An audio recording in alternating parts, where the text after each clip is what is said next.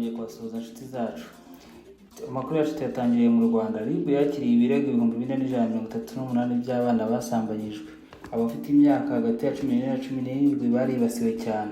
Urwego rw'igihugu rw'ubugenzacyaha RIB rwatangaje ko mu mwaka wa 2024-2025 rwakiriye kandi rugenza ibirego 4138 by'abana basambanyijwe. Bagaragaza ko iki kibazo gikomeje kuba ikibazo gikomeye cyane ku buzima bw'abana n'ejo hazaza h'igihugu. Byatangajwe n'umuvugizi wa RIB Dr. Murangira Bitsiyeri kuri uyu wa mbere mu kiganiro yahaye abanyamakuru cyateguwe na Minisiteri y'Uburinganire n'Iterambere ry'Umuryango ku bufatanye n'urwego rw'igihugu rw'ubugenzacyaha RIB. Ikiganiro kigamije mu gukangurira abanyamakuru n'abakoresha imbuga nkoranyambaga kugira uruhare mu kurwanya iki cyaha cyo guhohotera abana.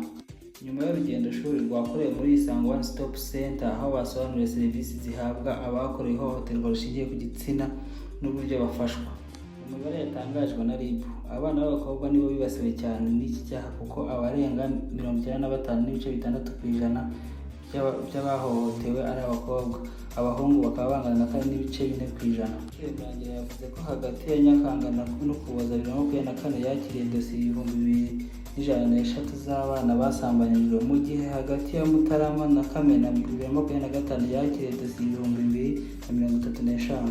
Yagaragaza ko ibi bingana n'igabanuka rya 3.5% ringana na dosiye 68 ugereranyije ibihe byombi. Yakomeje avuga yuko nubwo habaye iryo gabanuka, icyaha gikomeje gutera impungenge ko gikomeje kwibasira abana b'abakobwa bari hagati y'imyaka 14 na 17. Hagakurikiraho abana bari hagati kuva kuri 0 kugera ku myaka 9. Hagakurikiraho abana bari hagati y'imyaka 10 kugera kuri 13.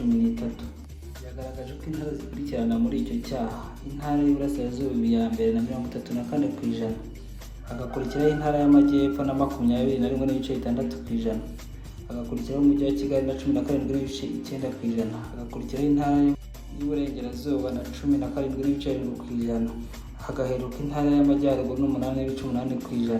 Yagaragaje kandi ko uturere dukurikirana: uturere ka mbere ni Gasabo na 8.8%, hagakurikiraho Nyagatare na 7.7%, hagakurikiraho Bugesera na 5.6%, hakajyaho Kicukiro na 4.9%.